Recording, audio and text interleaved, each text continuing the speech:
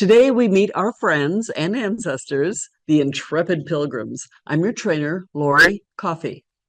Before they were monuments and salt and pepper shakers, do you have one of those? The pilgrims were people first. Let's go back 12 or so generations to remember what our revered ancestors were like. If, like me, you know you're descended from a pilgrim, congratulations. But if you have ancestors in New England before 1700, you're likely related to at least one of the Mayflower Pilgrims. These are all 102 who left for the New World in 1620. These two got married. John Alden and Priscilla Mullins, which you may know about because of the famous poem by Longfellow. Do you know anybody with great-grandchildren? Maybe, maybe not. How about more than 100? Probably not. John and Priscilla had nearly 400 great-grandchildren. They were very successfully married. And all their descendants are related to at least two pilgrim families. Chufer. But that story doesn't happen for a while. So let's start at the beginning. Those are the silver books, by the way, down below that has first 5 generations of ancestors. We will follow this timeline, which you have in a handout and also online.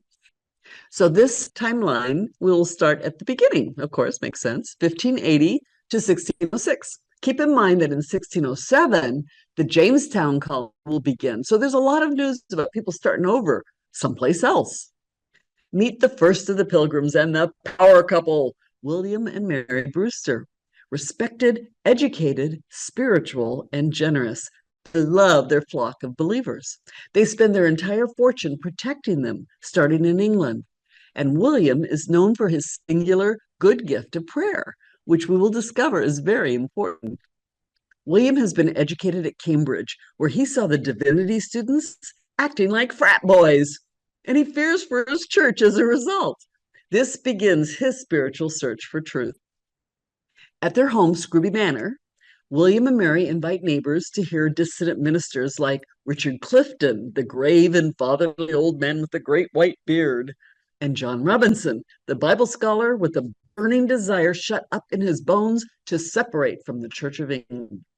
People come from miles around to listen, like 12-year-old orphan William Bradford, future governor of the Pilgrims, whom Mary and William take in to raise and protect.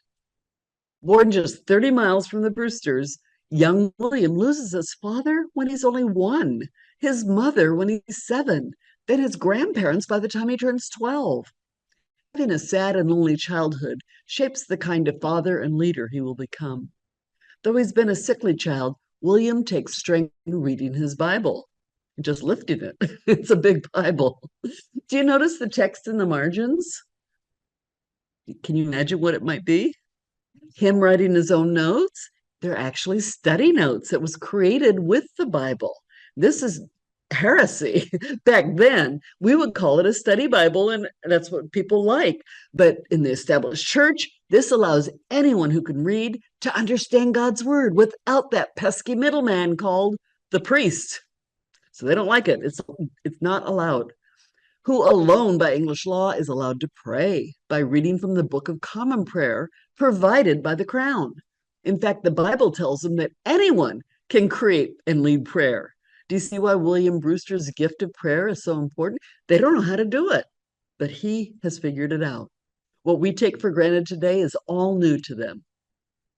This small congregation agrees to make a covenant with God, to walk in all his ways, made known unto them, according to their best endeavors, whatsoever it should cost them. They know the cost could be high during these turbulent times. Those who are caught in illegal religious meetings are arrested and even executed. You can see the history of their religious persecution based on what the Brewsters named their children. First, Jonathan, no persecution. He mentors young William Bradford and becomes a church leader in his own right. Then daughters, Patience and Fear, just before they flee to Holland. Then Love, and finally Wrestling. Bradford calls them wrestles. Should we stay or should we go? That's what they're wrestling with. Here's a hint. They decide to go to the New World. Now is the time for their first exodus to the Netherlands, or the Low Countries, which we call Holland. But like everything the Pilgrims endured, it wasn't easy. By 1608, as many as 30 families, never named, secretly pack their belongings to travel to Amsterdam. An evil sea captain agrees to smuggle them, but instead betrays them to the authorities, who take their money and ransack their belongings. They are all thrown into prison, men, women, and children. Even the locals are asking, why would you put these people in prison? After a month, they are finally released. Their second attempt fails when the rowboat tendering to the ship gets stuck in the mud with just the women and children, who are then captured. To escape, the captain quickly sets sail with only the men aboard. Fortunately, women and children are finally released to eventually join them. Enduring prison time and losing their belongings, these first hardy pilgrims follow Brewster, Clifton, and Robinson to Amsterdam. Many other dissenters have already come to enjoy its freedom of religion. What a concept that they don't have in England. However, this is not religious utopia. Other groups have already begun to establish their own questionable religions. For example, in one congregation, a lay leader in authority is taking advantage of the lonely widows. In the ancient Brethren congregation, two brothers get into a huge feud. One is a pastor, the other a parishioner. The pastor marries a rich widow who buys pretty clothes, lace, silk, and fancy jewels, which most of the parishioners can't afford. And she wears a stiff ruff like royalty and their oppressors. The new pilgrims call the starch that makes these ruffs the devil's soup. They never wore stiff ruffs. As a result, they create two unwavering rules for the new pilgrim religion: no fancy clothes, and widows must marry soon after their husband's death. William and Susanna Jackson White appreciate the pilgrims' rules. By the time they get on the Mayflower in 1620, they have 2-year-old resolved, my ancestor. They are resolved in following the pilgrims and their rules. Susanna won't be the only pregnant pilgrim on the Mayflower, and she won't become the only widow. In 1609, the Whites and others decide to stay in Amsterdam with Pastor Clifton, while 100 of the congregation follow Pastor Robinson 9 hours south by canal boat to the university town of Leiden. During their decade with John Robinson's passionate preaching, their congregation grows to 300. Even after 1620, John Robinson stays to continue to lead the flock. They don't meet at St. Peter's Kirk, but at the courtyard in a nearby house on Stink Alley. Very pleasant area. It was cheap. In his history of Plymouth Plantation, William Bradford calls Leiden that goodly place. But is it really? Let's see what they've gotten into. In England, the common people outside of London, like the Pilgrims, mostly work in husbandry, which is taking care of farm animals and crops on someone else's land. But Leiden is a textiles and university city of 40,000 people, mostly other immigrants from throughout Europe, with no room for kitchen gardens or pig pens. About half of the pilgrims take menial jobs as textile workers. Others make things like wooden furniture, pipes, and hats. To rise beyond a low-paying textiles job with illiterate immigrants, you have to become a free man, which means you have to renounce England. You are watched and judged by your peers, and you have to join a guild. To join a guild, you have to become a citizen of the Netherlands, and you have to be elected by the other members. Then you have to pay dues to get paid, otherwise you starve. They don't even speak the language yet, and many will never learn it. What better jobs can they expect to get? Because William Brewster was educated at Cambridge, he is able to teach English at Leiden University, where many of the pilgrims attend lectures in theology, medicine, and other topics. But Brewster's fame and infamy comes with writing and typesetting. Along with Edward Winslow, who is just a teen at this time, he publishes a seditious booklet called Perth Assembly, which makes Professor Brewster a wanted man by the spies of the Church of England. So in 1618, he goes underground back in England where his contacts are. Edward Winslow grows up, gets married, and comes on the Mayflower too. Their printer is John Sewell, big brother to George in a family of early dissenters. The boys have grown up in the Netherlands. John stays. George comes on the Mayflower as Edward Winslow's assistant, along with Elias Story, a young indentured servant who dies early. The orphan William Bradford is the first of the three pilgrims to become a citizen, learning the trade of fustian weaver, an early corduroy made of linen from Belgium and cotton from Egypt. Not religious, but it pays well enough to afford a wife. Meet Dorothy May, the niece of fellow pilgrim William Way, remember? Even though she's his second choice, they eventually have little Jonathan, likely named after William and Mary Brewster's son, who influenced Bradford.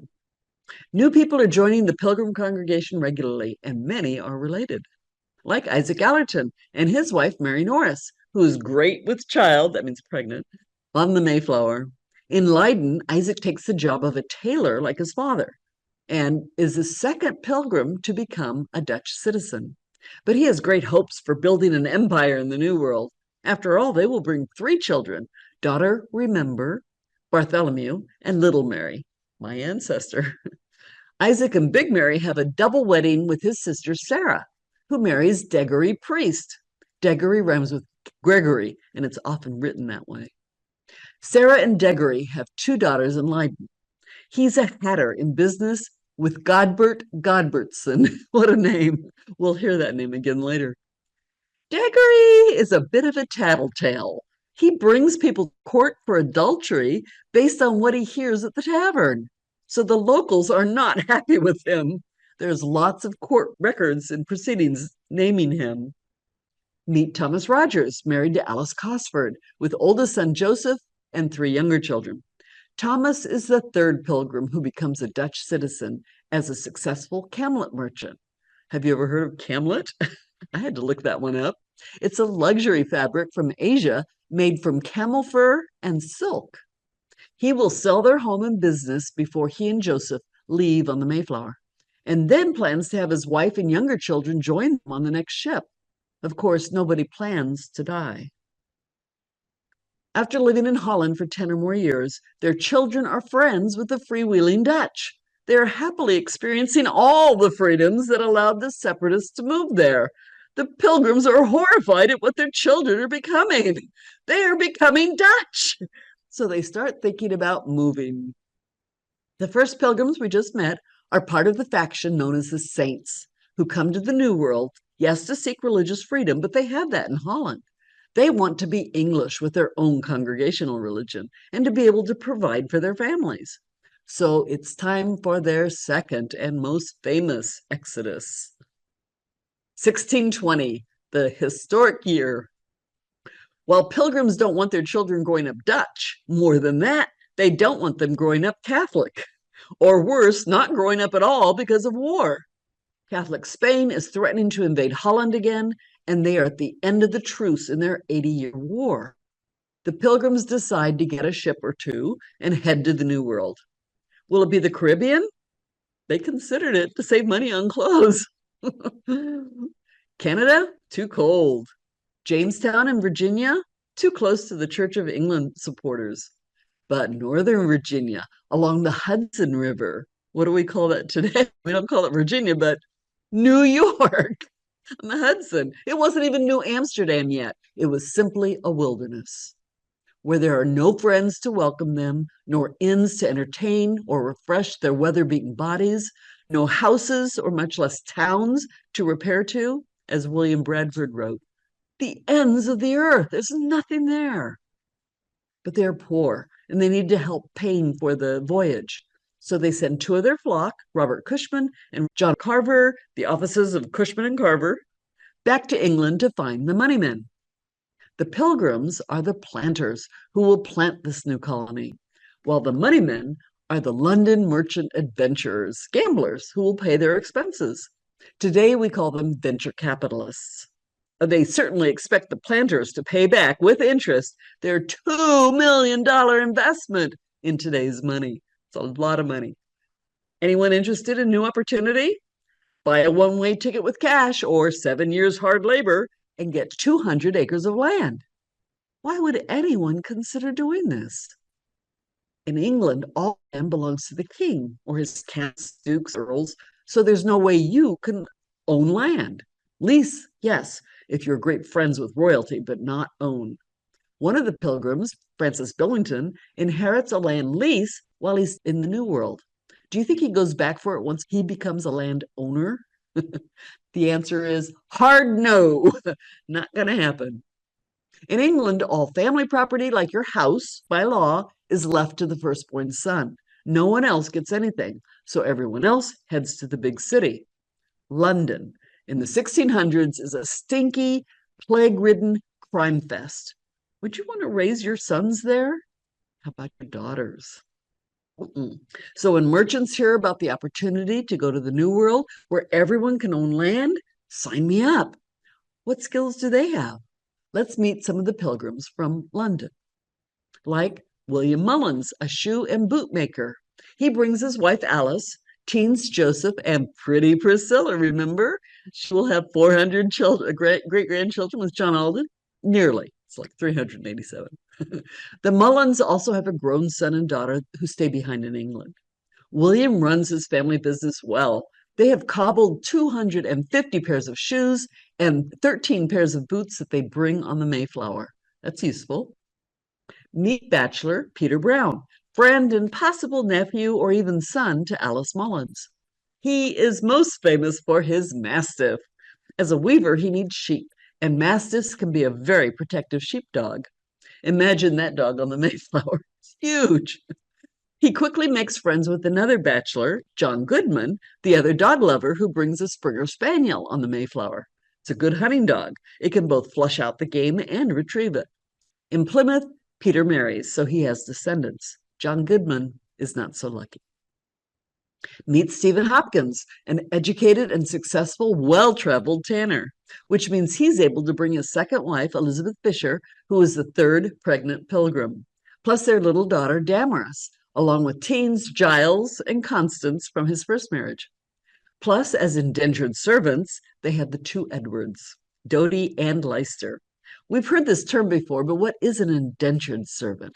Yes, someone you bring along, and if they work long enough, they can get their own land. So Stephen actually paid for their passage, and they worked for the family for 7 years to pay it back. Stephen knows the more help, the better. He is the only pilgrim to have been in the New World already. He was on the ill-fated Sea Venture, headed to Jamestown, when the ship was destroyed by a hurricane on the coast of uninhabited Bermuda. Nobody was there yet. All 150 passengers survived long enough to build 2 ships to take them to Jamestown, giving Will Shakespeare the idea for a story. That's where the Tempest comes from. Stephen Hopkins tells his own stories. It seems that the castaways were fighting about who was in charge. Hopkins argued that they had a right to stay in lush Bermuda if they wanted to, without anyone's permission. This mutiny led to his death sentence. Fortunately, his silver tongue got him out of it. That means he can talk really well. Stephen is excited to come back to the New World with critical experience on how to survive and how to get along with the natives. Another London pilgrim with a silver tongue is John Billington. He was the first one I discovered in my ancestry and helped me become a member of the Mayflower Society. Merchant Billington sees opportunity in the New World with his wife, Eleanor, and teen sons, John Jr. and Francis, my ancestor. As a salesman, John Sr. is a fun and friendly man who has an independent streak, which was passed along in our DNA. Unfortunately, fun and independence are not welcome traits in 1620. Not at all. These next pilgrims are hired by the merchant adventurers to help grow the plantation. Meet Francis Eaton, a house carpenter versus a ship's carpenter. He brings his wife Sarah and their baby Samuel, along with an adze, that's what that looks like, saws, hammers, square, augers, a chisel, and boards for his trade. Sadly, Sarah dies in the first winter. Then Francis accomplishes what most pilgrim men cannot do. He finds not one, but 2 more wives in succession to help raise his baby. And finally, John Alden, remember? 400 great-grandchildren with Priscilla? He is hired in Harwich, where the Mayflower was built, to be the ship cooper to make the barrels that store the food, beer, and water, plus racks to secure them so they don't roll around, and then to protect their contents from mischief, especially those eager for a second round. He gets the job because his cousin is Christopher Jones, Master Mariner or Captain of the Mayflower. Not only does Alden protect their precious cargo, he saves the Mayflower itself. Because they were traveling in the fall, weather was a major concern. During one of the nor'easters they endured, the ship's main beam cracked. Mayflower was certain to sink, but Alden figured out the solution. They had brought on board a giant screw as a printing press and for building houses and making apple cider. Use that to prop up the beam. That keeps Mayflower afloat until she limps back to England, her final voyage. The Pilgrims were so impressed with this young man, they begged him to stay with them, and he did. I love these stories. On the opposite end of the spectrum is the first governor of the Pilgrims, Christopher Martin, both planter and merchant adventurer. He doesn't just buy a ticket, he invests in the whole venture. As a result, he gets himself appointed governor of the travelers and purchasing agent for all their communal provisions.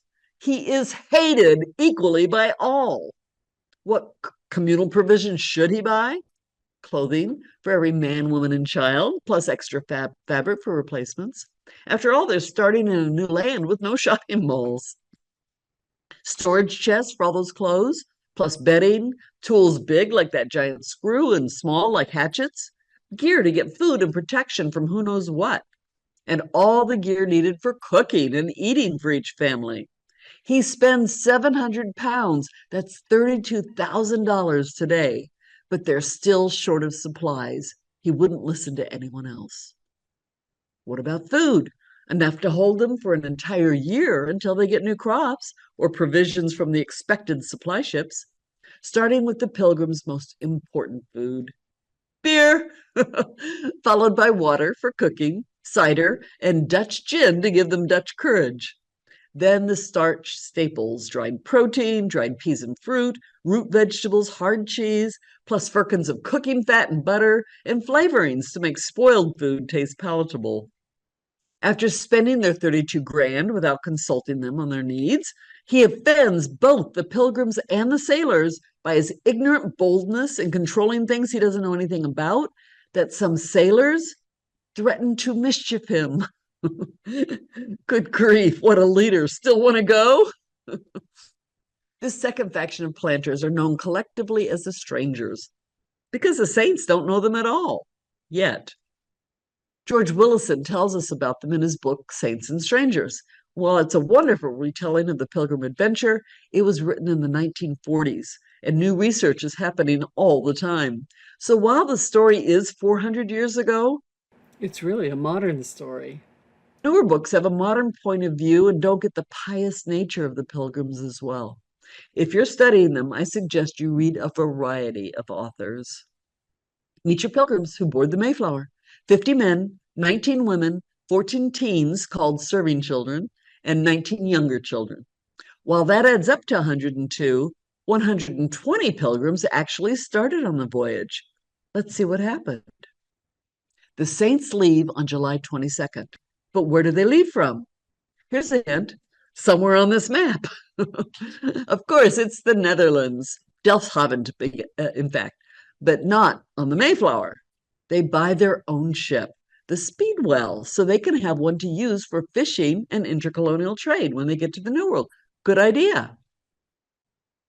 The strangers board the Mayflower in London's Legal Quays, a dangerous area where even the government officials are on the take. Both ships meet up in Southampton to get their final supplies. John Alden and Stephen Hopkins join them there, and at the last minute they acquire their spiritual leader, William Brewster, who's been in hiding. What does he bring? Books. When he dies, he has more books than the endowment that will start Harvard. Like me, he's an avid fan of lifelong learning. The business of moving to a new world and starting a new civilization will not be easy. He says we have much to learn and none to teach us. But on the practical side, he brings goats, pigs, and chickens, protein that will be critical in that first year. Soup from those chickens will even help their native friend, Chief Massasoit, through a dangerous illness. They try to leave England twice, but the Speedwell is not seaworthy. It's not speedy or well, so they abandon her.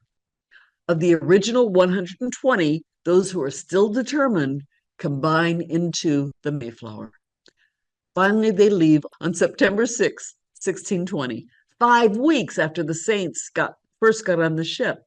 5 weeks of food being eaten, 5 weeks of seasickness, 5 weeks of fear of capture. Stress? This is not a stress-relieving pleasure cruise. By order of the crew, they are trapped between the decks of the old cargo ship. No portholes, which means no air, no light, no privacy, just a small space for their meager belongings and straw bed, and the slop bucket for anything that comes out of your body. Plus the live cargo, the dogs and the ship's mouser, none of which use a slop bucket.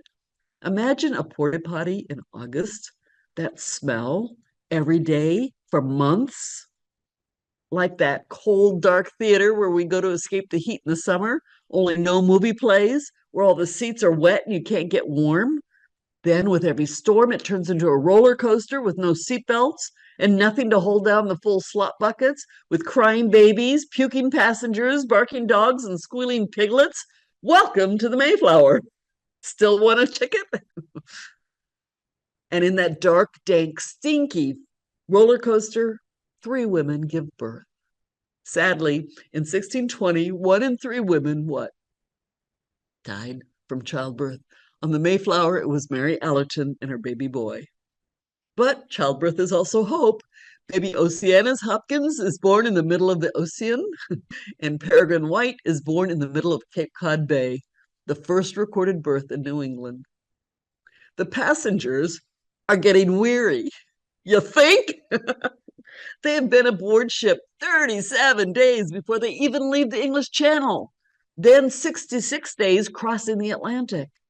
Young teenager Francis Billington, my ancestor, son of independent thinker John Billington, is so bored with nothing to do, he decides to have a little target practice with the family hunting gun inside the wooden ship, near the gunpowder. Could have blown up the whole ship, but it didn't. As a result, he gains a reputation with William Bradford. Finally, they see land, but it's not Virginia. Based on their map, they can see that it's the dark, lonely wilderness of Massachusetts, and they're afraid to get off the ship because they don't have the king's permission to be there. Everyone is on edge. The men begin to fight about whether to go on to VA or stay in MA. They try to head south, but the shoals are too dangerous for Mayflower to navigate. But if they stay in Massachusetts, they have no legal authority to be there. Some say that's okay. They don't need anyone's approval. Sound familiar, Stephen Hopkins? They finally agree to stay and want it committed to writing. Their agreement between the planters, we call it the Mayflower Compact, one of the foundational documents of American liberty. This is why they are able to elect their own governors. Normally they're appointed. They got to elect them. Emotions subside as they plan their next steps. Finally, on land, before anything else, the pious pilgrims thank God for delivering them safely, whether or not there was a rock involved. Plymouth Rock, maybe, maybe not. Their goal is to plant a new colony, and they know that Jamestown is struggling with 2 women and children. Not only do the Pilgrims have their own children, but they also have young servants like William Button and Edward Thompson, the first Pilgrims to die while still aboard the Mayflower. And they also have wards in their keeping, like the Moore children. These children are traveling without either parent. Can you imagine why when both their parents are living? When their father finds out he isn't their father, he promptly divorces their mother, takes control of her children, and places them on the Mayflower to their expected doom. Jasper is the first sibling to die. It's also a tragic day for Dorothy Bradford. William Bradford's young wife, his second choice, is despondent about their own 4-year-old son, Jonathan. Back in England, when Mayflower was finally ready to leave forever at the dock, William Bradford decides to leave their child behind. Instead, he gives her Jasper Moore to help take care of. The last sound Dorothy hears as they leave port is little Johnny's mournful wailing for his mother. Imagine her heartbreak remembering that painful goodbye. Then little Jasper dies. On an icy but calm December day, safely in Plymouth Harbor, just after Jasper Moore dies, Dorothy slips overboard and drowns. Bradford, who is out exploring with the men, barely mentions it in his diary. Their son Jonathan eventually comes to the New World, but never has a relationship with his father. 18-year-old Joseph Rogers survives, but Dad Thomas dies that winter. His wife and children left behind are now left without a home and without means. They even live in the poorhouse where his wife dies. Governor Christopher Martin, his wife Mary, stepson, and servants all die that winter. No mischief required, just an unknown pandemic. These are the Pilgrims who got on the Mayflower. These are the ones who survived the general sickness that winter. Out of 26 families, only 4 are left intact. See why I call them intrepid? They endured a lot. The healthy people worked diligently to tend to the sick. At the risk of their own health, they fetch wood, make coal fires, prepare food, and feed it to the sick. Unlike the sailors who faced the same conditions, William Bradford writes that the Mayflower Pilgrims did it willingly and cheerfully without the least grudging, showing their love to their friends and brethren. After enduring hothead Christopher Martin as governor, the men elect the sweet-natured people-pleaser John Carver, who had worked with Robert Cushman to obtain funding for the Pilgrims. Remember Cushman and Carver?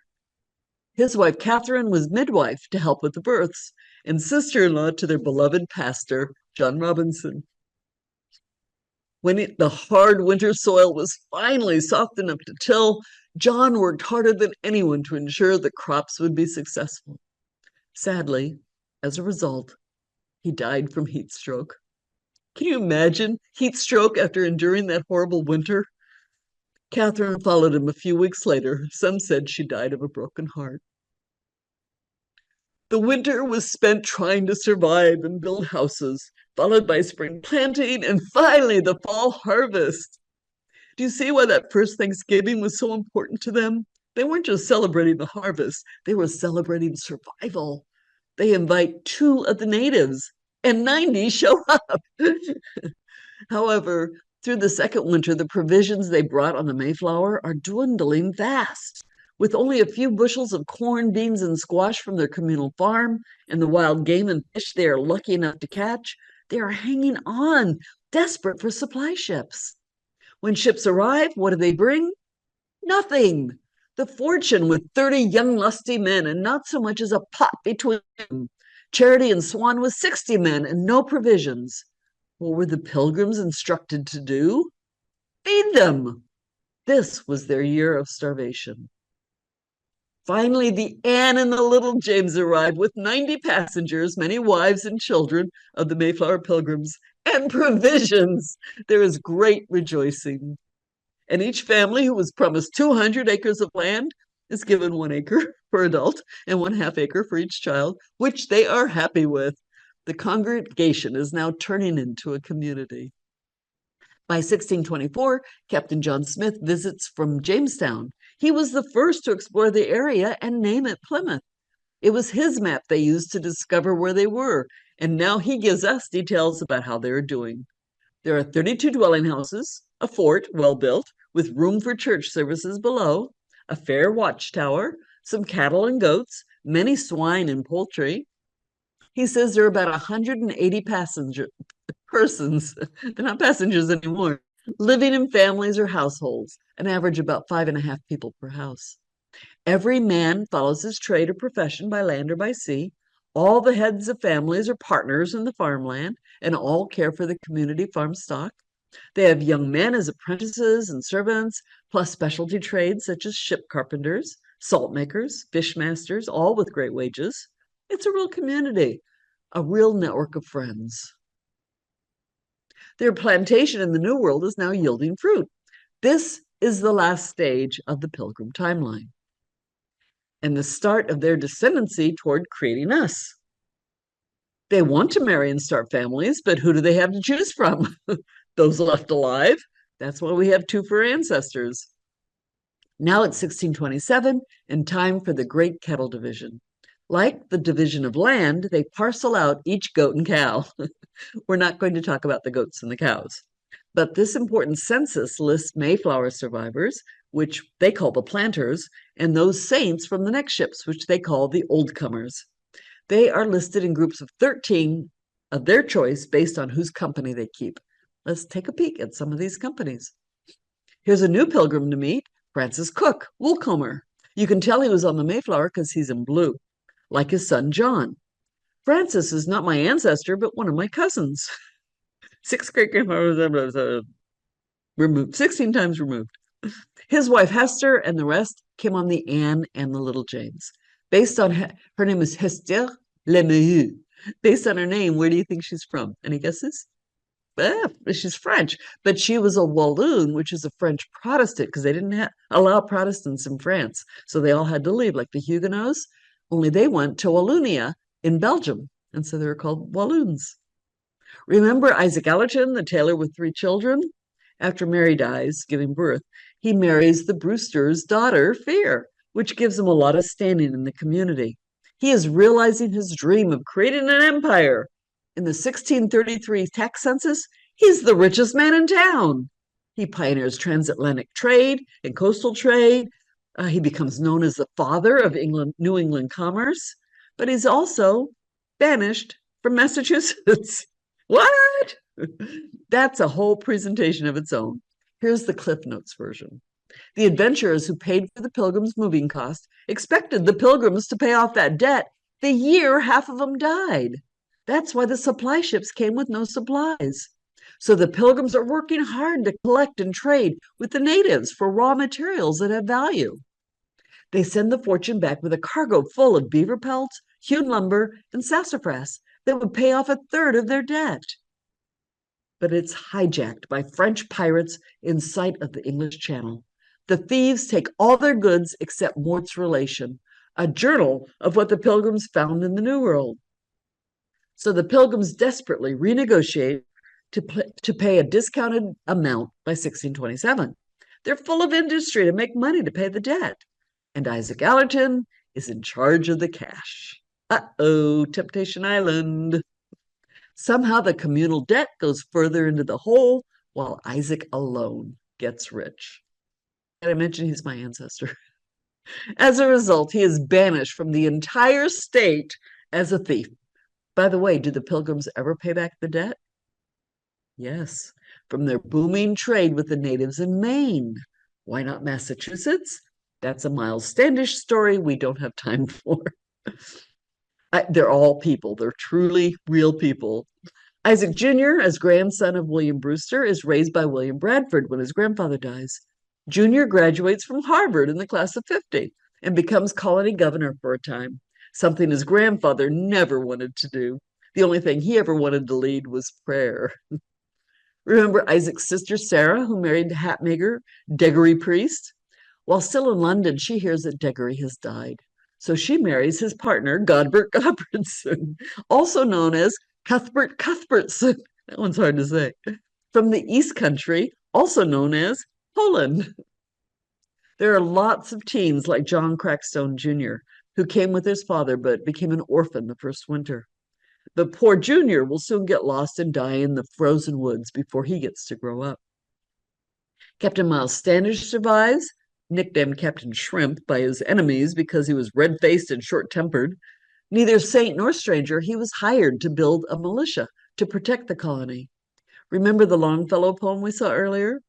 The story is a myth, but it goes something like this. After his wife Rose dies, Miles wants young Priscilla Mullins for himself, but is too shy to court her. So he asks his friend John Alden to do it. When John Alden asked her to marry Miles, she says, "Speak for yourself, John Alden." My mother used to say that all the time, meaning speak up for yourself. But so she did. She married him instead. So Miles is left to marry Barbara, who arrives on the Anne. Their son Alexander gives us a pilgrim threefer. He marries John and Priscilla's daughter, Sarah.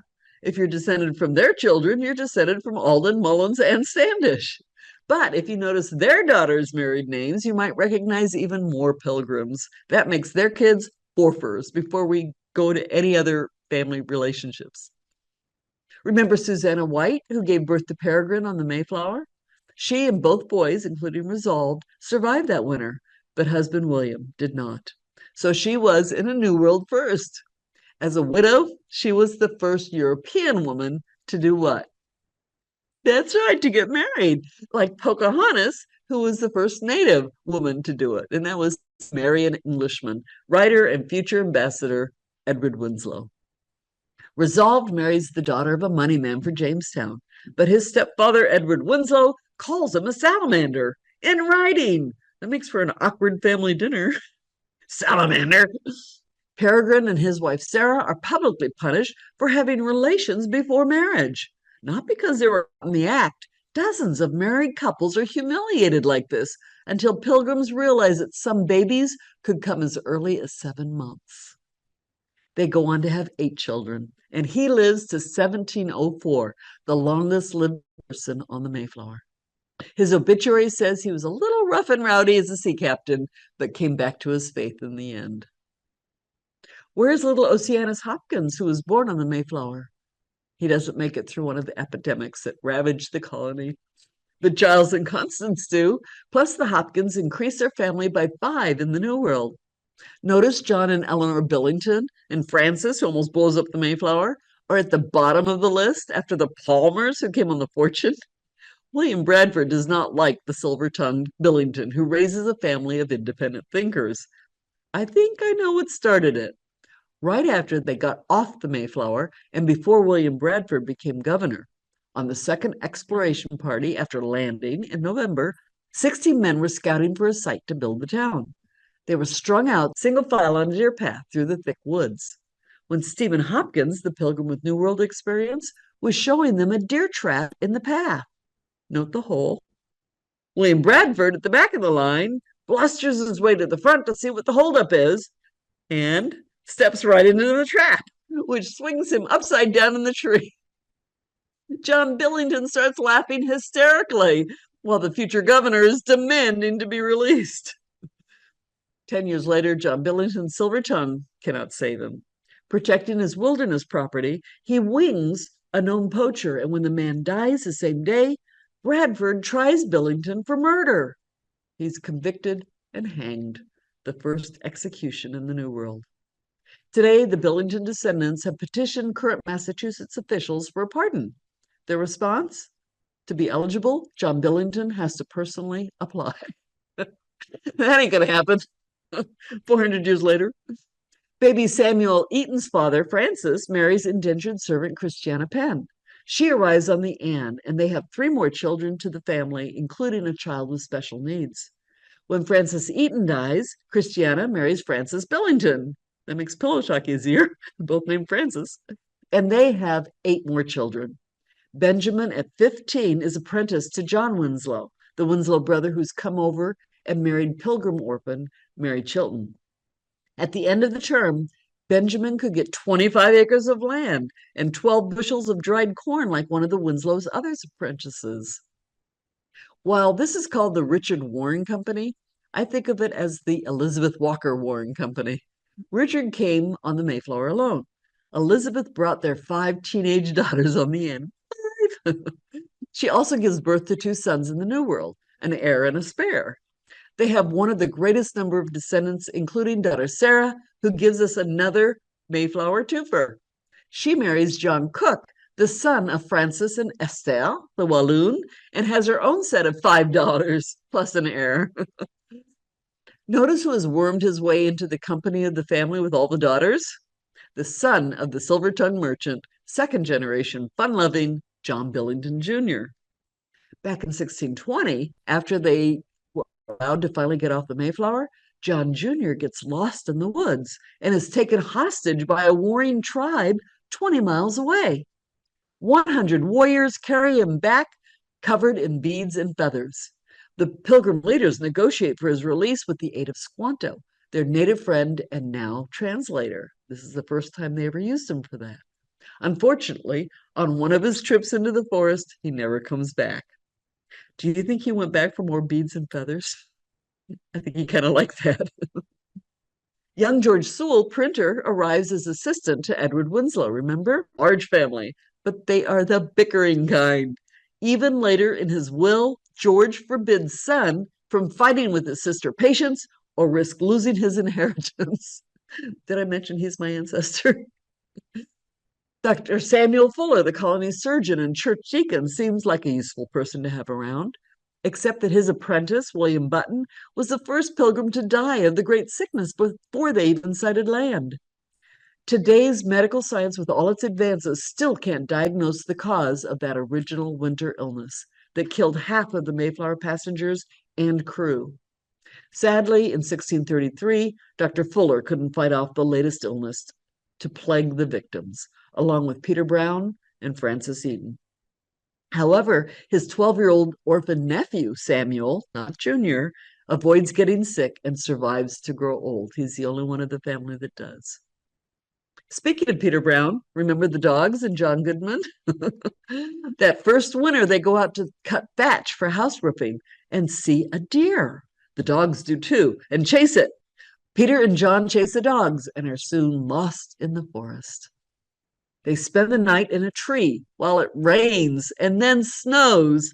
They're grateful for the deluge as it chases away the lion, they think, that's waiting for them. The next day, sleep deprived, freezing, and hungry, they find their way back to Plymouth to discover John Goodman's feet are frozen. When he's recovered enough to walk the dog again, this time alone, a real wolf appears. After a long and freezing stare down, John waves a fence post at the wolf, who eventually runs off. John never fully recovers and dies after the land division in 23. Peter has married Martha Ford, one of only 3 women who arrive on the Fortune.